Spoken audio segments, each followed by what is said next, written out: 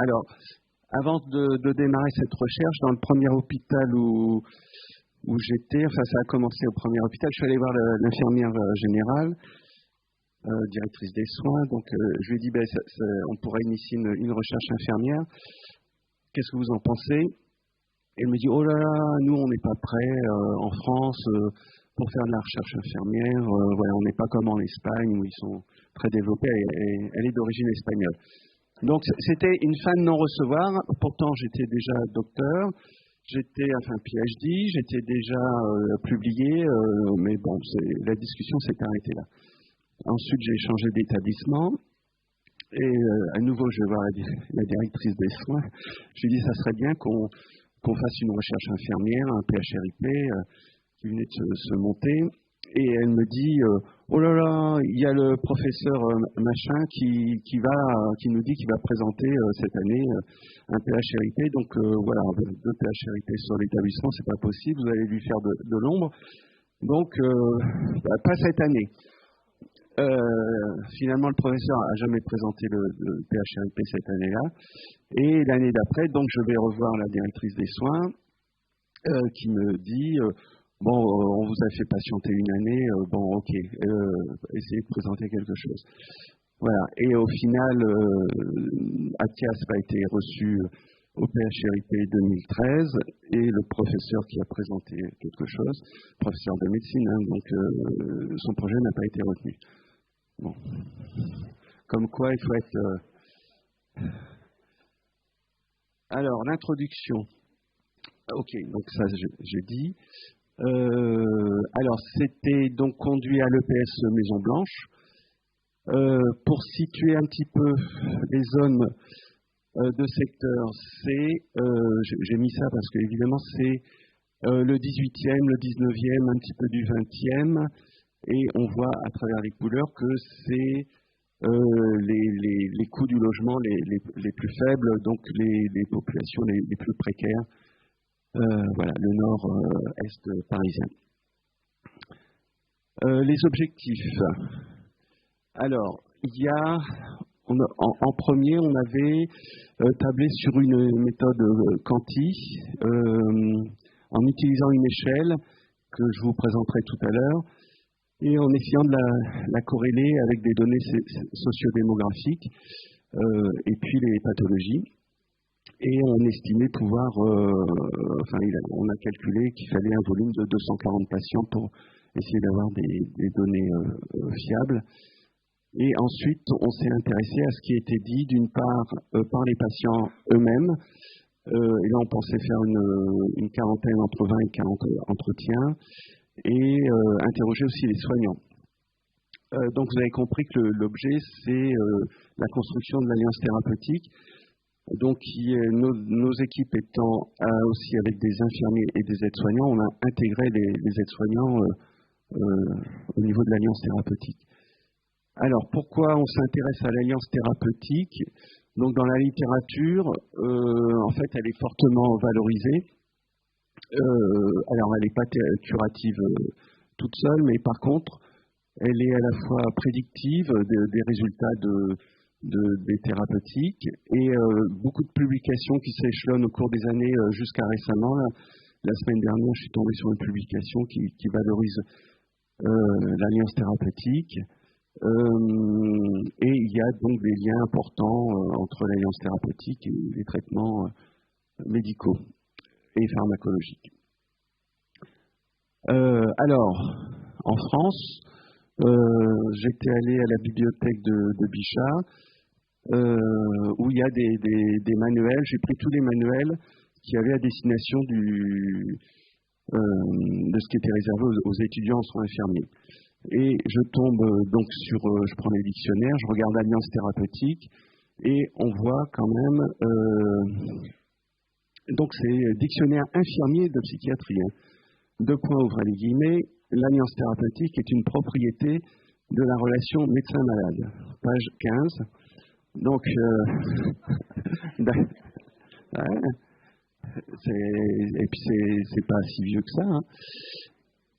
Alors, dans d'autres articles qui sont pas destinée aux étudiants français.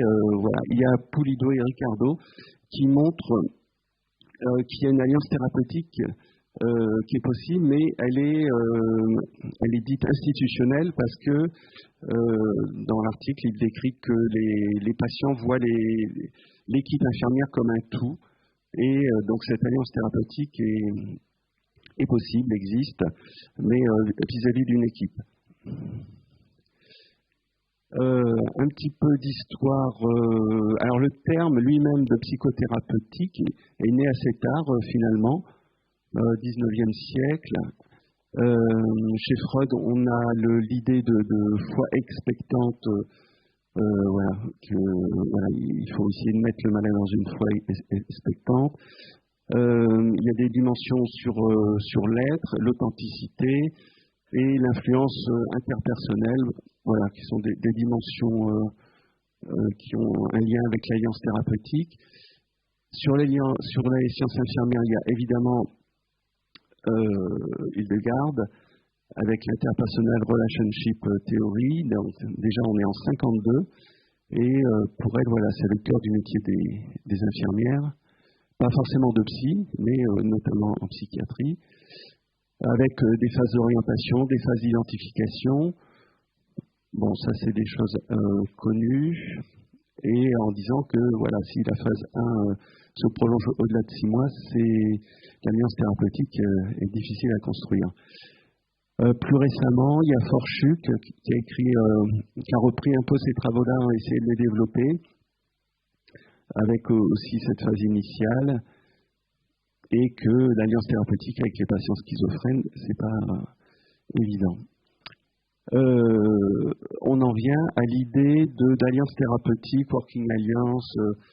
Alors, il faut revenir un petit peu sur cette différence entre donc Zetzel, c'est toute l'école américaine de psychanalyse, mais eux créent le terme d'alliance thérapeutique, donc qui se différencie du transfert contre transfert, en disant que, bon, certes, la psychanalyse travaille sur l'inconscient, mais il y a aussi une possibilité de travailler avec le moi conscient du patient, et que c'est à partir de là qu'on peut déterminer une alliance thérapeutique, et donc du coup qu'on peut déterminer avec le patient et sa conscience des objectifs en commun,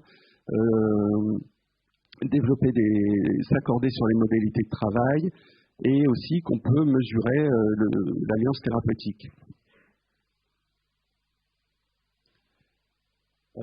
Alors Luborsky, c'est plutôt sur l'addicto, mais bon, il développe des choses, voilà, là aussi des phases différentes, on passe du soutien, ensuite à la collaboration, et puis il décrit des choses assez étonnantes entre les similitudes patient-thérapeute, c'est-à-dire que le patient arrive à percevoir des similitudes qu'il aurait avec le thérapeute, par exemple de partager une religion commune, par exemple d'avoir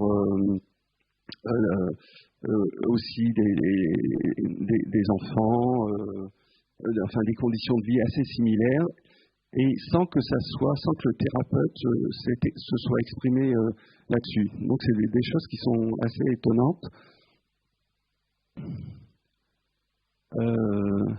Et il y a l'influence positive du thérapeute, alors avec les deux dimensions, donc la dimension relationnelle et la technique, mais dans pas mal d'écrits, on dit que c'est la relation, la qualité relationnelle est supérieure en fait à l'aspect technique.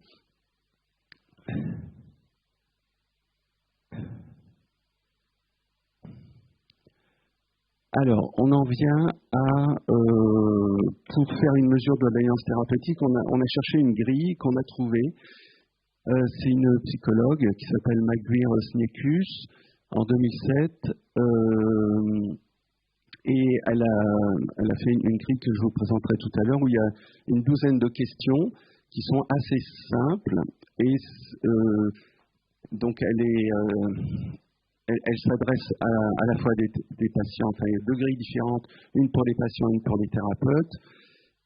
Et en fait, elle est dispensée sur les extra-hospitaliers, donc l'équivalent des CMP, mais surtout, elle s'adresse du côté des soignants à des infirmières, des cliniciens de manière générale, sans que ça soit ciblé, ou des psychiatres ou des psychologues. Donc ça, c'était intéressant pour nous. Par contre, ça n'intéresse pas l'intra-hospitalier. Et cette grille a été, donc à l'époque, il n'y avait pas beaucoup de publications, mais ça a été, dans le même temps où on faisait cette recherche, en France, elle a été développée sur plein d'autres pays. Donc au Japon, en Allemagne, donc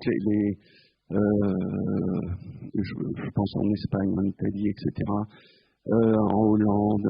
Donc ils ont traduit la grille. Alors ce que je ne savais pas, donc en fait pour cet aspect statistique, on a été aidé par l'URC, mais finalement assez mollement. Enfin bon, ils étaient pour le traitement statistique, il n'y a pas de souci, mais ce que je ne savais pas, c'est que pour adapter une grille, il faut demander l'autorisation à l'auteur.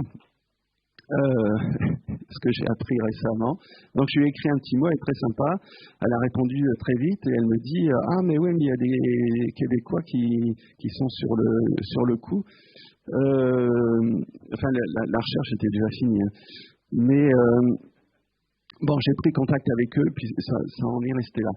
Mais voilà, au niveau de la démarche, bon, là il y a un petit loupé.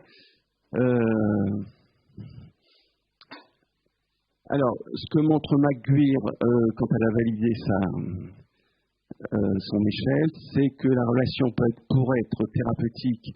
Donc, il faut de la confiance, du respect, de l'ouverture, de l'engagement, de l'implication. Donc, ça, c'est des éléments qu'on retrouve un petit peu sur d'autres recherches antérieures, mais qui là ont l'avantage d'avoir été formalisés. Alors le point commun de toutes ces recherches dites un peu précédemment, on sait donc qu'il y a une corrélation importante entre la qualité de l'alliance thérapeutique et le processus thérapeutique. Le deuxième point, c'est que tous ces modèles sont des modèles WASP, donc White Anglo-Saxon protestant. Donc il y a un petit côté. Enfin, on trouve bien ça dans la définition de l'alliance thérapeutique, au sens de Zetzel, c'est un peu, il faut que le patient s'engage, ça ne va pas lui tomber dessus, il faut qu'il soit participatif, qu'il s'engage aussi, voilà, dans ce mode-là. Et un troisième point sur lequel je vais venir tout à l'heure. Alors, au niveau du design, on est dans une étude observationnelle multicentrique. On avait 12 services qui étaient répartis sur 4 sites de Maison-Blanche. Je vous donnerai les noms des sites. 240 patients visés, période d'inclusion 2 ans. Et on se disait, finalement, 10 patients par an par secteur, ça doit être jouable. Et la durée de participation est de 3 mois pour les patients, parce qu'en fait, on fait un premier questionnaire, qui est auto-administré, et ensuite on essaye de voir si dans les 3 mois le patient s'est rendu au CMP et essayer de voir s'il y a un lien entre la qualité de l'alliance thérapeutique et le suivi post-hospitalisation.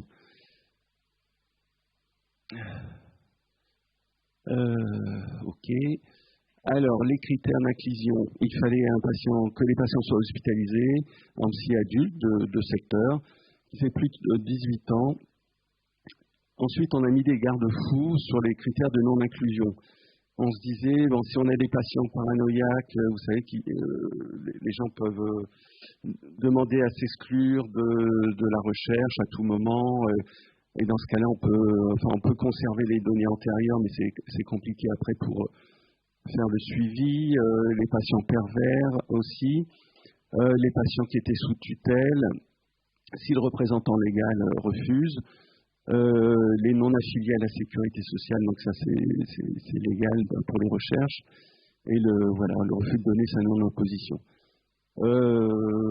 Par exemple, quand les résultats ont été envoyés à une revue médicale, française et les reviewers m'ont reproché d'avoir éliminé les patients paranoïaques et pervers. Bon, je veux dire, ils sont quand même assez fortiches parce que j'aimerais bien qu'ils nous montrent une recherche où ce type de patient a été inclus. Alors, 3 sous-thèmes de la grille de STARPE qu'on va voir tout à l'heure. Donc, elle est assez intéressante parce que les questions, évidemment, ont été mélangées, mais il y a 3 grandes thématiques. On essaye de mesurer la collaboration positive au projet de soins, donc de la part du patient. Les éléments qui sont vus comme positifs par le patient qui favorisent sa relation interpersonnelle. Donc il y a 3 questions. Et les éléments qui sont vus par contre comme repoussants de la part du soignant et qui ne favorisent pas la relation interpersonnelle. Alors voici cette fameuse grille. Donc on a traduit, retraduit et puis ensuite discuté un petit peu des éléments qui posaient problème. La traduction a été assez simple, les termes sont assez simples. Donc c'est une échelle de Likert assez classique, de jamais, rarement, parfois, souvent, toujours. Alors elle était auto-administrée. On donnait le questionnaire quand le patient avait donné sa non-opposition. OK, on lui donnait le questionnaire. On ne regardait pas la qualité, enfin si on regardait la qualité du remplissage pour voir si le patient, ça arrivait que le patient est rayé. Voilà, donc on essayait de clarifier ça, mais sur le contenu, on n'avait pas de jugement par rapport à ça. Et par exemple, dans une des questions, la question 4, je pense que les soignants me cachent la vérité. Donc voilà, il y a moyen de coter ça. Et puis, les soignants se montrent fermés lorsque je parle de choses qui sont importantes pour moi ou pour ma situation. Donc ensuite, dans la cotation elle-même, quand on fait les sommes, ces questions-là sont inversées par rapport... le compte est inversé pour revenir sur les bases positives. Je ne suis pas très clair, mais voilà. Alors, au niveau des sites, donc on a Bichat, Avron, Hauteville, La Salle, donc 4 sites d'hospi. Les critères, enfin les inclusions. Donc on voit qu'il y en a beaucoup à Bichat. Et pourquoi il y en a beaucoup à Bichat? Parce que j'étais sur Bichat. Voilà. Et j'ai quand même pas mal ramé pour ça aussi, c'est y compris dans mon équipe. Je leur dis, on fait une recherche infirmière, est-ce que ça vous intéresse? Donc il y a plusieurs services sur Bichat. Donc l'idée, c'est qu'on n'allait pas interviewer nos patients à nous, mais des patients d'un autre secteur. Donc on ne connaissait pas les patients. J'ai eu absolument personne de mon équipe qui s'est impliqué dans la recherche. C'est quand même assez fort. Par contre, j'ai trouvé par-ci par-là d'autres infirmiers ou des cadres qui ont bien voulu s'investir. Donc la courbe était assez régulière parce qu'il y a aussi le temps imparti. Donc il ne faut pas trop... voilà. Alors les impressions, tous ceux qui ont participé aux enquêtes l'ont dit, ça c'était assez sympa. C'est que les patients, ils apprécient beaucoup de parler voilà, qu'on vienne les interviewer en fait. Leur demander de manière neutre ce qu'ils en pensent. Moi, j'appréhendais un peu, je me disais ça va peut-être pas forcément bien se passer. Eh bien, pas du tout. On a toujours été bien reçus. Alors, les non-inclusions ou les refus d'inclusion ont été mal notés, mais je pense qu'on est de l'ordre de 3%. Il y a eu très très peu de refus. Et quand il y a eu des refus, c'est que les patients... Alors, on allait interviewer les patients le jour de leur sortie ou quelques heures avant leur sortie. Donc ils étaient hospitalisés depuis 3 semaines à peu près. Donc symptomatiquement c'était censé aller mieux. Mais ceux qui ont refusé étaient encore y être confrontés un peu délirants encore. Donc voilà. Et les soignants, du coup, qui ont interviewé, étaient enchantés d'interviewer les patients. Ça, ils se sont régalés à faire ces interviews. Et après, voilà, on avait des patients qui étaient suivis en addicto et pas en secteur. Donc après, ils retournaient voir soit un médecin libéral, soit un XAPA. Donc on ne les a pas inclus. Et puis les patients qui ne maîtrisaient pas la langue suffisamment donc, pour comprendre le questionnaire. Donc on n'a pas retenu non plus ces patients. Les résultats statistiques, juste pour par rapport au sexe, donc c'était équivalent, masculin-féminin, grosso modo. Un petit rappel sur la CIM-10, donc on sait surtout, enfin on va le voir, les patients hospitalisés sont surtout schizophrènes ou des troubles de l'humeur, hein, donc F20 et 29, 30 et 39.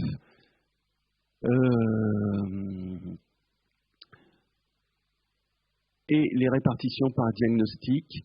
Donc voilà, sur l'ensemble des patients, on a surtout des patients schizophrènes et surtout des troubles de l'humeur et beaucoup moins d'autres, voire pas du tout d'autres types de pathologies. On a repris un peu les stats sur Maison Blanche ces dernières années, enfin, à ce moment-là, et donc ça correspond un peu, c'était pas atypique comme échantillonnage. Les classes d'âge, voilà, c'est surtout la moyenne d'âge à 43 ans, et on a eu un patient de 83 ans quand même. Et là, voilà, là c'est la belle courbe de Gauss, donc ça c'est assez sympa, et on a la preuve là, scientifique, je crois qu'on peut dire ça, que l'alliance thérapeutique existe avec les infirmiers, c'est les patients qui le disent. Hein. Voilà, c'est pas une définition comme ça dans un dictionnaire, mais on apporte, voilà. Et non seulement ça, mais pour avoir lu des publications postérieures, ils ont fait la même étude en Angleterre sur le même type d'unité et ils ont des scores moins bons, un petit peu moins bons. Donc, félicitations donc, aux infirmiers de Maison Blanche. Et d'ailleurs, oui.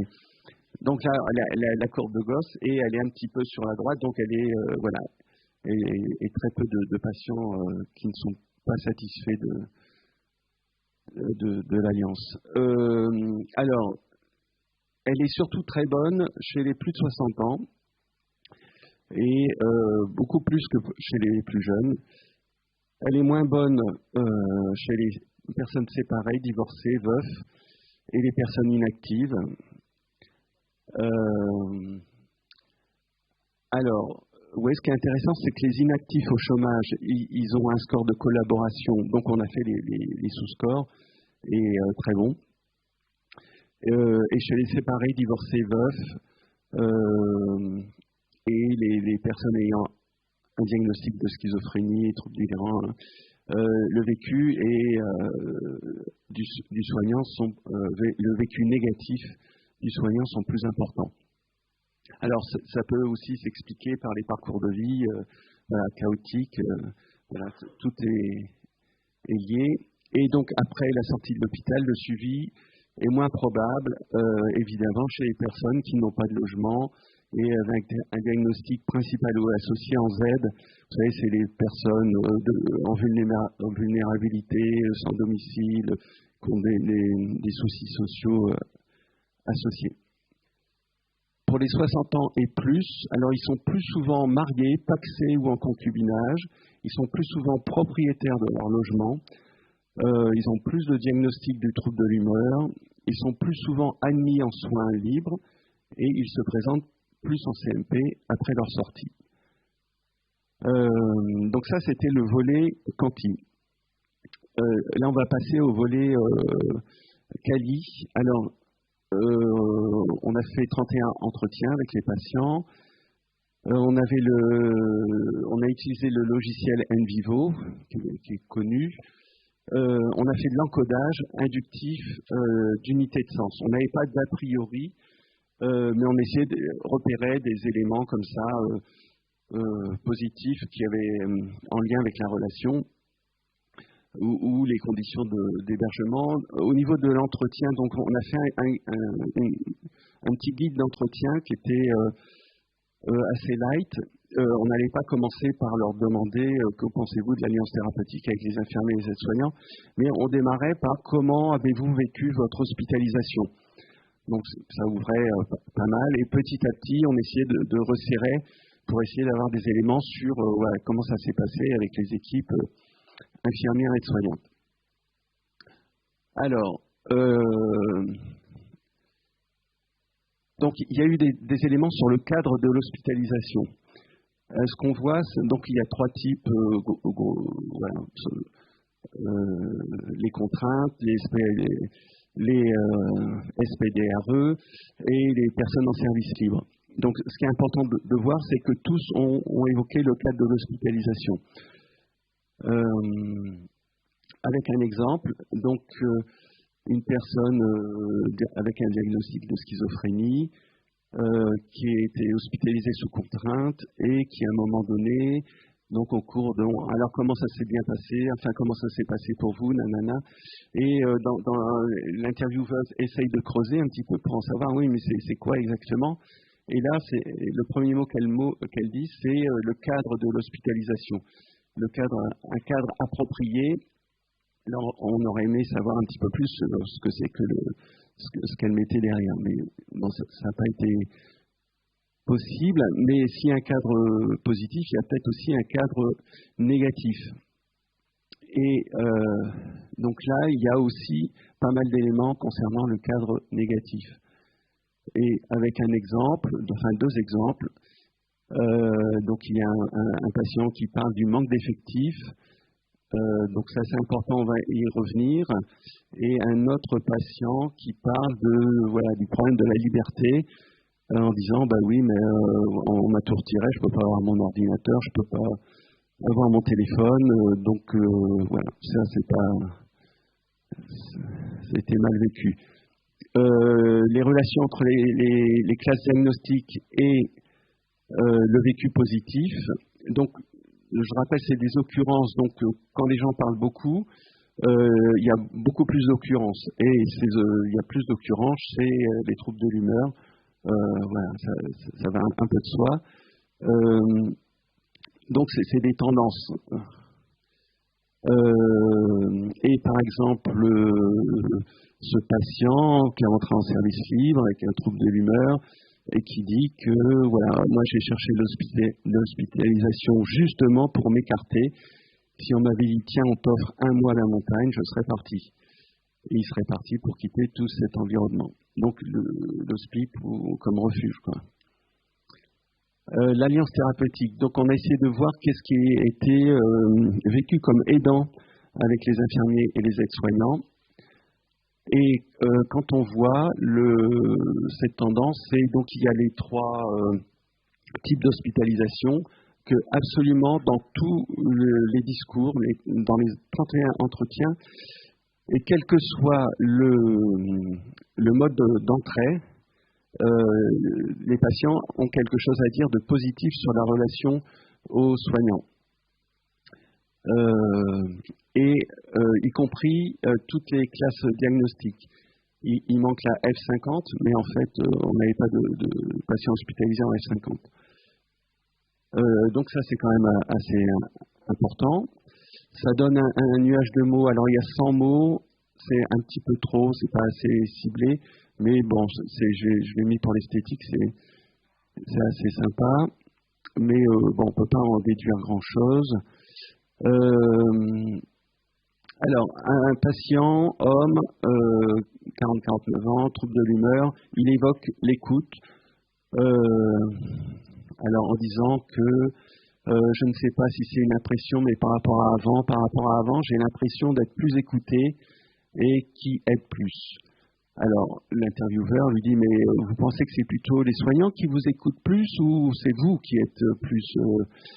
il dit les deux. Moi, j'arrive plus à m'extérioriser et à prendre conscience de ce qui m'arrive. Et que l'aide, comme je l'ai dit, des infirmières, de l'écoute des infirmières et tout ça, ça m'aide beaucoup. Surtout en ce moment. Donc là, on est vraiment au cœur du sujet. Et ensuite arrive l'équipe de nuit. Alors, moi, j'avais absolument pas pensé à l'équipe de nuit. Et ça apparaît dans le discours des patients. Avec l'évocation du soir. Ah non, le soir, mais qu'est-ce qui se passe le soir avec l'équipe de nuit? Ah bon, alors, c'est beaucoup plus facile. Voilà, c'est l'équipe de nuit, c'est assez spécial, mais l'équipe de journée, ils ne sont pas assez nombreux aussi. Donc, il y a eu plusieurs discours comme ça où on valorisait ce moment avec l'équipe de nuit juste avant le soir. Les leviers à l'Alliance thérapeutique pour les patients avec des troubles schizophréniques. On peut donc avec Envivo sortir ce type de tableau. Plus la surface est grande, plus voilà, il va falloir aller un peu plus vite. Alors ça, c'est un tableau assez important. En fait, c'est l'ensemble des éléments qu'on a pu regrouper. Donc il y a quatre types d'éléments. Le dernier, c'est la réflexion sur soi. Il y a des patients qui se remettent en question voilà, ont une réflexion vraiment sur leur parcours. Et il y a, pour les autres données, il y a trois choses qui apparaissent importantes. C'est la temporalité. C'est que les patients comprennent qu'il y a des moments pour solliciter les infirmiers. Ils disent, les infirmiers, ils sont très occupés, ils sont très, voilà, ils peuvent pas. Et au point où les soins somatiques apparaissent comme un moment privilégié pour avoir un infirmier à soi. Et ça, c'est quand même assez. Parce que j'avais quand même le discours de certains ISP qui me disaient, oh, les pansements, les perfusions, tout ça, c'est pas pour nous, on fait pas de médecine. Et alors que les patients, dans le même temps, disaient, mais quand je fais mon pansement, moi j'ai l'infirmier pour moi tout seul, et donc ça se passe très bien. Donc la communication sur les conseils, sur le fait de prendre le temps d'expliquer, et que voilà, l'intérêt peut être porté par la voix, la tonalité de la voix. La présence, donc par exemple d'accompagner un patient, c'est quelque chose qui est extrêmement bien vécu, peut-être aussi parce qu'il y a cette proximité, et que les infirmiers arrivent à bien gérer, ils sont très présents, ils sont réactifs, ils sont respectueux. Et donc de ces trois éléments, j'ai regroupé ça sous le terme de proxémie, parce qu'il me semblait que c'était vraiment à chaque fois quelque chose qui était recherché, et à l'opposé, quand c'est pas au rendez-vous, c'est vécu très négativement. Donc le concept de proxémie, on le retrouve dans la zone proximale de développement chez Vygotsky, mais c'est plutôt le développement cognitif de l'enfant, donc c'est pas tout à fait ça. On le retrouve chez Hall en psychologie sociale, mais c'est une autre dimension, plus l'approche culturelle. Et en fait, moi je me dis on pourrait développer la zone proximale alliance thérapeutique, avec quand il y a de la présence, quand il y a de la communication, quand il y a de la temporalité avec les moments clés, on est dans la zone proximale d'alliance thérapeutique. Donc ça serait un concept, je trouve, intéressant. Et comment on pourrait la définir? L'infirmier doit aller devant, il doit créer la proxémie, il doit s'impliquer, il montrer qu'il est là, il doit savoir écouter, il doit montrer les gestes, savoir rassurer. Les soignants sont perçus comme ayant des qualités, ils ont de la maîtrise dans ce qu'ils font, ils rassurent donc beaucoup les patients. Ils sont aussi étayants, donc ils donnent du soutien, et puis ils veillent à l'ambiance du cadre de soins. L'équipe doit être rassurante, ça aussi c'est quelque chose que les patients perçoivent très bien. Alors on a fait des groupes focus avec les soignants, et comme les patients parlaient des équipes de nuit, du coup on a fait un groupe focus avec les équipes de nuit. Donc pareil, on a fait une analyse inductive avec d'un côté ce qui favorise l'AT et de l'autre ce qui freine l'AT. Qui est-ce qui peut agir?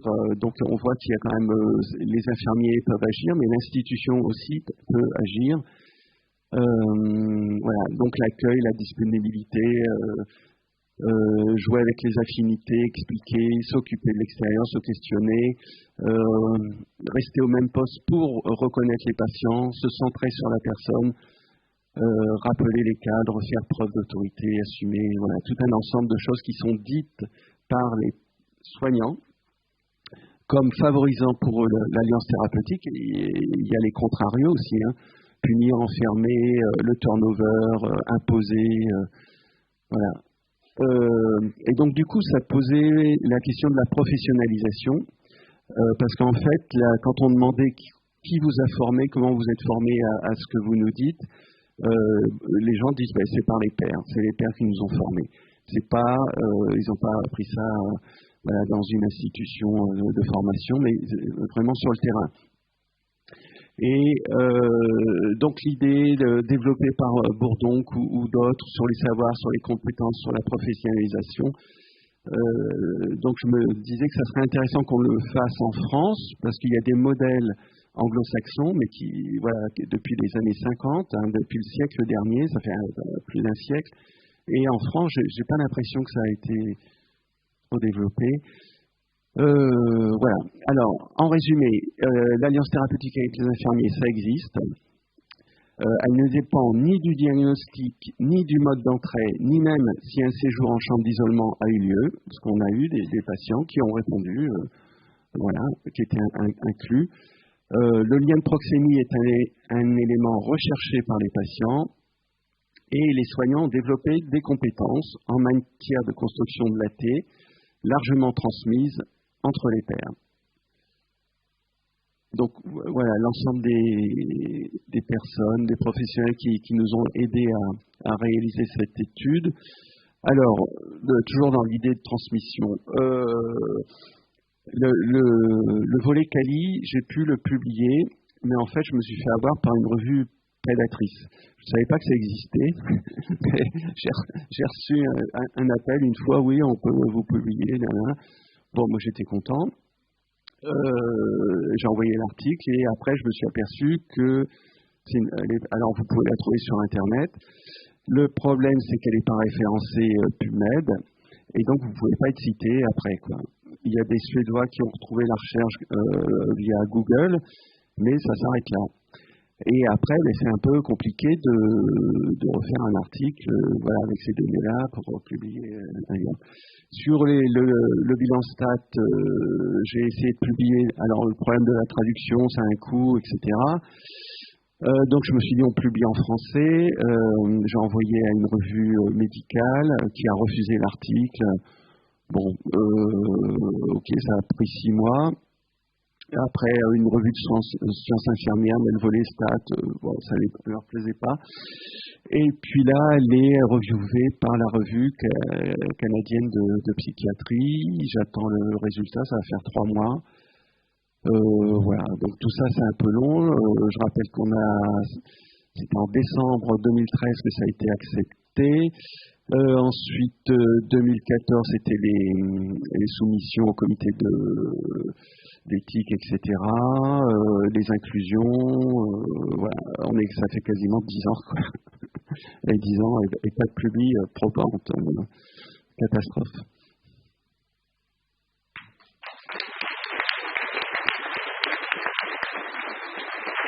Merci. On va prendre 2-3 questions. On a pris un peu de retard. Donc, est-ce qu'il y en a qui ont des questions? Oui, une question. Alors, Chantal et Marion, j'ai pas de questions, mais j'ai une interaction, d'accord, à deux niveaux. La première par rapport, je vais être rapide, hein. Oui. La première par rapport au PHRIP et à l'histoire, enfin, qu'il y a des médecins qui peuvent candidater sur les programmes hospitaliers de recherche infirmière. Donc j'ai fait partie du jury, j'ai présidé le PHRIP de 2012 à 2018 et ce n'est pas incongru que des médecins puissent candidater. Je tiens à le dire, ça nous a été posé. Au départ, ce programme il a été élaboré par Roselyne Bachelot avec une restriction, c'était que les infirmières, puis après tous les paramédicaux, uniquement eux qui pouvaient candidater.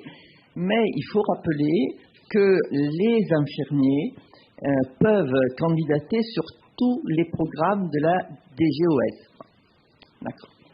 Tous les programmes, c'est-à-dire ils peuvent candidater aussi sur le PHRC, qui est le programme hospitalier de recherche clinique, sur le programme hospitalier de recherche médico-économique, tous les programmes. On peut parler des quotas, il y a à peu près 50% aujourd'hui d'infirmiers dans le comité, et il y a 2 paramédicaux dans le comité du PHRC. Et il y en a dans le médico-économique. Ce que je veux dire par là, c'est que le critère, quand même, c'est que la recherche relève d'une recherche clinique en sciences infirmières, paramédicales. Et qu'effectivement, il y a des médecins qui candidatent parce qu'ils se disent ouais, c'est pour les paramètres, donc c'est plus facile, on va être financé plus facile que les PHRC. Or, pas forcément. D'abord, les critères de sélection, c'est les mêmes.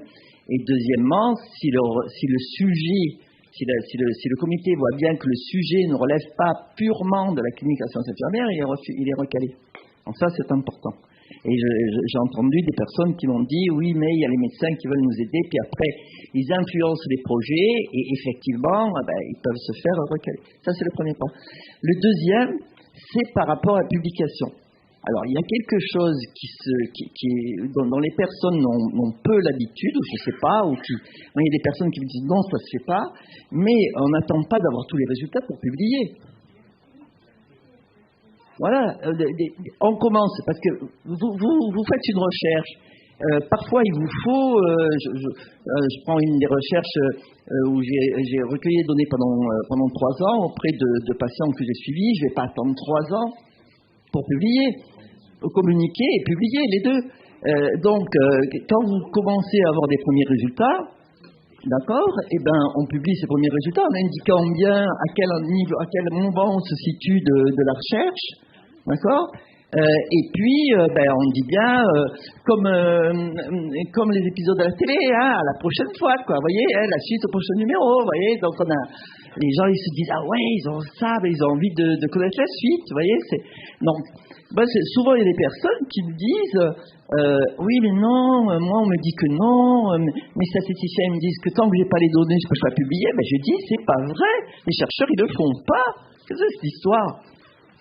Bien sûr que vous commencez à publier, vous pouvez commencer à publier dès que vous initiez votre recherche et que vous avez fait la revue de la littérature, par exemple, ça fait une première publication. Puis après, vous pouvez publier sur le dispositif, puis sur les premiers résultats en disant, tiens, il y a des choses qui semblent intéressantes, à voir la suite. Oui, c'est ça que je vais dire. Voilà. Parce que c'est pas facile de publier, bien sûr. Voilà. Je prends la parole, Claude. Il y aura 2 autres questions, du coup. Merci. Alors je prends la parole pour Marie qui n'a pas osé prendre la parole. Elle va pas être contente que je le dise, mais merci beaucoup, Monsieur Morvillier. Nous avons trouvé ça très intéressant, en tout cas. Mais du coup, de notre place, le questionnement qu'on a ici, c'est rejoint un peu une des réponses apportées par Chantal. Nous, dans les institutions, on n'a pas vision du fonctionnement des chercheurs et surtout des chercheurs universitaires. Et quand vous avez affiché le fait que vous êtes PhD, on s'est demandé du coup dans quelle discipline universitaire vous étiez. Et après, vous êtes associé à un labo, donc du coup, on se questionne sur ces éléments-là. Peut-être que d'autres dans la salle aussi, à moins que tout le monde soit au fait de ces questions de chaires, etc., qui concernent l'université. Sinon, nous ne sommes pas dans des chus, et quand on est hors chus, on est complètement perdu avec ces questions-là. Moi, je suis aussi perdu que vous. Je veux dire, je suis au GHU, le plus grand établissement de psychiatrie en France. Recherche, j'ai encore peur de taper sur les doigts. Voilà. Il y a plusieurs années, j'avais toqué à la porte de Monique Rotan-Tombeur, donc qui a créé la chaire à Bobigny au sein du LEPS. Donc elle a bien voulu m'accueillir, donc je suis chercheur associé, j'étais relativement actif. À l'époque j'étais donc sur Maison Blanche, aussi pour la petite anecdote. Donc il faut quand même participer à la vie du labo, etc. Donc j'avais été voir mon directeur des soins en disant est-ce que je peux avoir une décharge, j'avais pas dit une décharge, mais un temps voilà, pour pouvoir au moins me rendre à Bobigny, qui était pas tout près. Il m'a dit oui, ok sur le principe, mais je vais vous faire une feuille de route. Et en fait, il a copié-collé toutes les tâches du CADSUP que je suis. Voilà. Et en plus, je pouvais aller sur le labo. En fait, il me dégageait de rien du tout, quoi. Donc, j'étais relativement actif sur le labo et puis maintenant j'ai levé un peu le pied. Donc l'ancrage universitaire pour moi il est quasi nul et voilà quoi. Ah oui, j'ai un doctorat en sciences de l'éducation à Paris 8. En fait, j'avais commencé en Guyane en sciences de l'éduc, mais avec Paris 5, qui était très stat, très bourdieusien, et en fait, ils venaient former des instituts qui n'avaient pas le niveau licence. Donc, c'était l'école. Bon, pas inintéressant, mais voilà, je fais court. En fait, l'HDR est plus généraliste. Je me souviens, je sais pas pourquoi j'ai pas imprimé mais c'est sciences de la santé. Voilà. Il n'y a pas de doctorat en sciences infirmières ? Non. Ben oui. On a une dernière question. Merci. Oui, non, moi, je voulais juste rebondir sur ce que disait Chantal. Évidemment, il faut publier. On publie, je vous rappelle que dans la revue Santé Mentale, on publie tous les résumés d'intention des recherches et qu'ensuite, on suit les chercheurs. Yvonne Kennom a fait un exercice magnifique dans Santé Mentale en février sur être chercheur en avec un E à la fin. J'y tiens, et elle aussi, sûrement, en soins, et où elle fait un état effectivement des lieux de sa recherche, et puis elle explique aussi son parcours et elle explique comment elle bouge, elle revoit son travail de chercheur et de recherche à la lumière de ce qui se passe autour d'elle et autour de nous, et de ses lectures et de ses travaux et de ses rencontres. Donc franchement, il faut publier tout le temps. Et alors nous ne sommes pas une revue Impact Factor, mais néanmoins Santé Mentale est là pour redistribuer le travail que vous êtes tous en train d'opérer. Et vraiment, avec Jean-Paul, toute l'année on se parle, et toute l'année grâce à Jean-Paul, il nous ramène vers moi effectivement les jeunes chercheurs, où on se redit, tiens, il faut faire un point d'étape avec tel chercheur, mais on peut pas nous tout le temps être vigilants, hein, tu es d'accord Jean-Paul? Donc mon téléphone il marche toujours, tous les jours et très tard. Oui, je voulais intervenir sur les doctorats en sciences infirmières. La France est le seul pays européen où il n'existe pas de doctorat en sciences infirmières. Je veux dire, moi je suis en contact avec toutes les facultés européennes et je veux dire, et effectivement, je veux dire, les premiers qui se sont propulsés, ça a été le Portugal, je veux dire, dans les années 80, ils ont été très productifs. Après, ça a été l'Espagne, l'Italie, l'Angleterre, depuis Florence Nightingale, ils ont développé toute l'Europe du Nord, et la France est restée le seul pays, je veux dire, aujourd'hui, à ne pas s'inscrire dans une démarche universitaire infirmière. Et à ne pas vouloir le faire. Je suis d'accord avec toi, Chantal. Je dirais, ça, c'est notre responsabilité. C'est notre maladie, notre responsabilité. C'est pour ça que les pauvres doctorants vont aller ailleurs. Je veux dire, malheureusement, chercher leur carrière de chercheur. Et ça aussi, c'est un problème qu'on doit interpeller dans ces journées de recherche. J'espère que l'année prochaine, je veux dire, on interpellera ce genre de choses. Deuxièmement, sur les publications, je veux dire, aujourd'hui, la publication en français ne vaut 0. Pour un chercheur, publier en français, c'est finalement perdre du temps. Aujourd'hui, pour maintenir son poste de chercheur, on est obligé d'avoir un certain nombre de publications en anglais pour avoir un rapport d'impact. Je veux dire, puisque les revues en anglais ont toutes un rapport d'impact. Et lors de nos évaluations internationales, etc., on est jugé, je veux dire, par notre rapport d'impact. Malheureusement, ça fait partie du game, comme on dit chez nous, c'est publish ou perish, publier ou périr, et c'est ce qu'on nous apprend dans les facultés. Je veux dire, c'est un peu cette dynamique-là, je veux dire, qui est... Mais effectivement, on a tendance, les chercheurs francophones quand même, à publier un peu nos résultats dans les revues professionnelles. Maintenant, commence à être un peu valorisé, et je trouve que c'est assez intéressant. Voilà, merci. Merci. Un dernier mot avant de passer à la pause. Merci Jean-Manuel. Oui. Olivier.